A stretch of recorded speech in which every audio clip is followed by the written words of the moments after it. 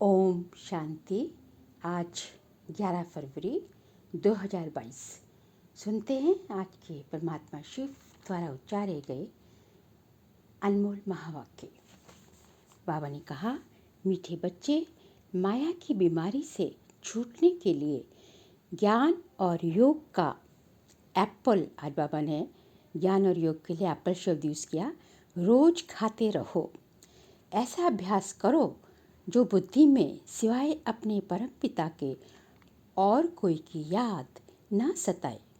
जब ऐसी अवस्था हो जो बुद्धि में कोई भी याद न रहे, तब सदा हर्षित भी रहेंगे और कर्मातीत अवस्था को भी पा लेंगे और अंतमति सुगति हो जाएगी। हमारा पुरुषार्थ ही है आत्म अभिमानी बनने का। अपने को आत्मा समझ दूसरे को आत्मिक दृष्टि से ही देखे, बात करे तो खुशी होती रहेगी और हमारी स्थिति अचल और एकरस होती जाएगी। इस सृष्टि का रचता एक निराकार शिव ही है। भक्त लोग तो सिर्फ गाते ही हैं कि तुम ही हो माता पिता, तुम ही हो, परंतु किसकी भक्ति करनी है ये कुछ भी पता नहीं। जिसने जो कह दिया, अनेकों की भक्ति करते रहते हैं। भक्ति करनी चाहिए एक भगवान की, जिसे माता पिता कहते हैं, ना कि अनेकों की। अभी ये बात हम बच्चों की समझ में आ गई है। गायन है कि भगवान आकर भक्तों को भक्ति का फल देते हैं। भक्ति का फल है ज्ञान। ये कोई को पता नहीं कि ज्ञान का समय है दिन और भक्ति का समय है रात। शास्त्रों में तो ज्ञान को बहुत समय दे दिया और भक्ति को थोड़ा समय ही दिया है, क्योंकि द्वापर कलयुग की आयु कम दिखाई है। शास्त्रों में 2 अक्षर कृष्ण पक्ष और शुक्ल पक्ष है। आगे बाबा ने सर्विस के लिए बताते हुए कहा कि कई जिज्ञासु पूछते हैं कि तुम शास्त्रों को तो नहीं मानते, तो भी शास्त्रों के अक्षर क्यों लेते हो? तो बाबा कहते हैं उनको समझाना चाहिए कि वेदों शास्त्रों का सार तो परमात्मा ही आकर बताते हैं। फलाने शास्त्र में ये राइट है या ये राइट नहीं है, इसके लिए रेफरेंस तो देना पड़ेगा ना।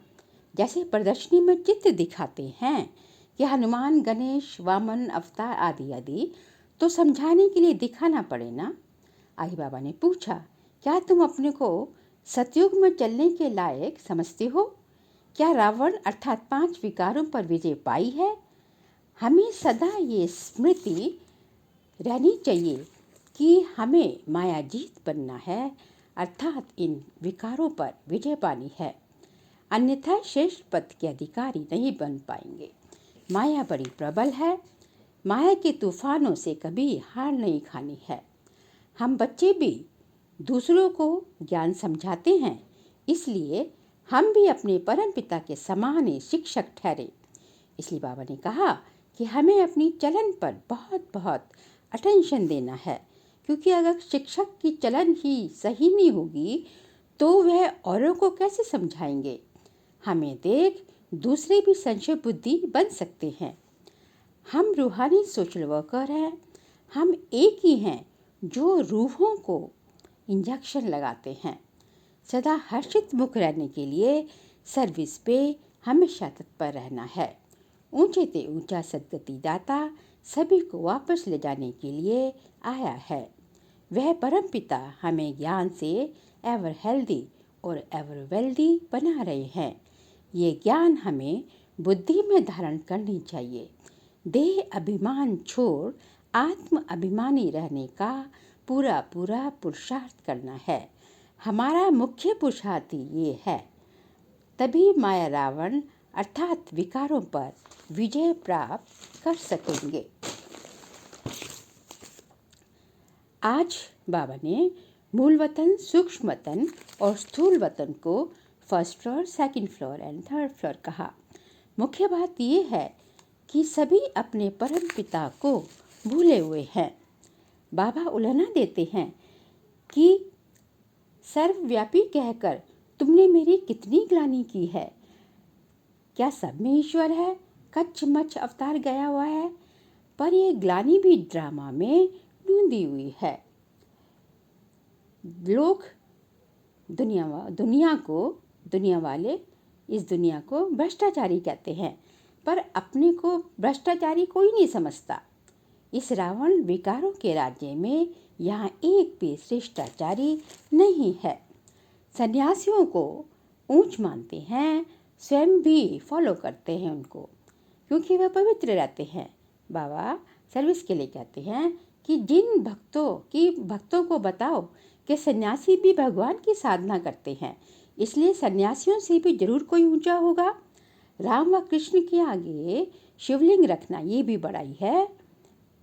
बड़ाई है, क्योंकि राम व कृष्ण शिव की पूजा थोड़ी ही करते हैं, वह तो खुद राज्य करते हैं।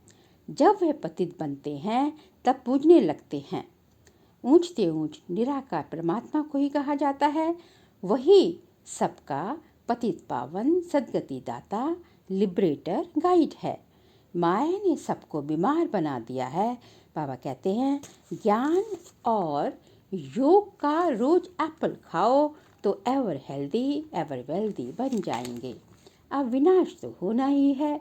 इस अविनाशी रुद्र ज्ञान यज्ञ में से ही विनाश ज्वाला प्रज्वलित होती है। दुनिया के लोग कहते हैं संसार में शांति कैसे हो? शांति भी तब होगी जब विनाश होगा, फिर सभी आत्माएं मुक्ति धाम शांति धाम में चली जाएंगी। बाबा कहते हैं विनाश होने के सिवाय और कोई उपाय शांति के लिए तो हो ही नहीं सकता। इन भीष्म पितामह जैसे शूरवीरों को भी पिछाड़ी में ज्ञान मिलना है जरूर। 5000 वर्ष पहले भी विनाश हुआ था। गीता का भगवान भी आया था पतित भ्रष्टाचारी दुनिया को श्रेष्ठाचारी बनाने के लिए। अब फिर वही एपिसोड हूबहू रिपीट हो रहा है। ये बना बनाया 5000 वर्षों का ड्रामा है, जो हर कल्प अर्थात 5000 वर्षों के बाद हूबहू रिपीट होता है। विनाश के बाद ही सब सुख शांति को पा सकेंगे। सबको समझाना चाहिए कि आदि सनातन देवी देवता धर्म की भगवान अपने बच्चों की मदद से फिर से स्थापना कर रहे हैं। हम ही पहले सुंदर थे, फिर श्याम बने, फिर से सुंदर बन रहे हैं। गायन सिर्फ एक श्री कृष्ण का ही दिखाया गया है। इस ब्रह्मा के तन में जब परमात्मा शिव की प्रवेशता होती है, तब इस ज्ञान की पढ़ाई वह अपने बच्चों को कराते हैं। इसलिए गुरु ब्रह्मा भी कहा जाता है। ब्रह्मा फिर सतयुग में विष्णु अर्थात लक्ष्मी नारायण बनते हैं। फिर वही लक्ष्मी नारायण अर्थात ब्रह्मा 84 जन्मों के बाद अपने कलयुग में अपने अंतिम जन्म में फिर ब्रह्मा बनते हैं। बाबा पूछते हैं कि कितना समय अपने परम पिता को याद करते हो? ऐसी अवस्था चाहिए जो अंत में कोई भी याद ना आए, तभी अंतमति सोगति हो जाएगी। आज का वरदान है संतुष्टता के आधार पर दुआएं देने और लेने वाले सहज पुरुषार्थी भव। सर्व की दुआएं उन्हें मिलती हैं जो स्वयं संतुष्ट रहकर अन्यों को भी सबको संतुष्ट करते हैं। जहाँ संतुष्टता है वहाँ दुआएं हैं। बाबा ने तो आज यहाँ तक कह दिया कि यदि सर्व गुण धारण करने व सर्व शक्तियों को कंट्रोल करने में मेहनत लगती है तो उसे भी छोड़ दो। सिर्फ अमृत वेले से लेकर रात तक दुआएं देने और दुआएं लेने का कार्य करते रहो। एक ही कार्य करो तो इसमें सब कुछ आ जाएगा। कोई दुख भी दे तो भी आप दुआएं दो तो सहज पुरुषार्थी बन जाएंगे। इसके लिए ज़रूरत है अपनी आत्मिक स्थिति में रहने की और दूसरों को भी आत्मा देखने की। आज का स्लोगन है जो समर्पित स्थिति में रहते हैं उनके आगे सर्व का सहयोग स्वतः समर्पित हो जाता है। अर्थात समर्पित स्थिति मतलब जो है बुद्धि से संपूर्ण समर्पण परमात्मा के आगे कि भगवान जो ये देह मेरा देह सहित जो भी देह के संबंध, पदार्थ, वस्तु, वैभव, जो भी कुछ है वो सब कुछ परमात्मा आपका है। और ये जो भी मेरा मेरा मेरा जो कुछ भी है वो तेरा है। जो इस तरह जो है अपने को भगवान के आगे समर्पित करना और अपने को जो है एक ट्रस्टी समझ के उनकी देखभाल करना कि मैं तो आपका ट्रस्टी हूँ, इस सामान की देखभाल करने के लिए आपने मुझे ट्रस्टी बनाया है। जब इस तरह की भावना रखेंगे तो आप देखेंगे कि आपका सब कुछ जो है, सब चीज़ की देखभाल भी ज़्यादा अच्छी तरह कर सकेंगे। क्योंकि एक ट्रस्टी को देखा गया है कि एक ट्रस्टी जो है ऑनर के प्रति हमेशा बहुत वफादार होता है। तो हम स्वतः ही जो है श्रीमत अनुसार ही अपनी दिनचर्या बिताएंगे और जिससे जो है कोई भी गलत काम हमारे द्वारा होने का मार्जिन बहुत कम या ना के बराबर होता जाएगा।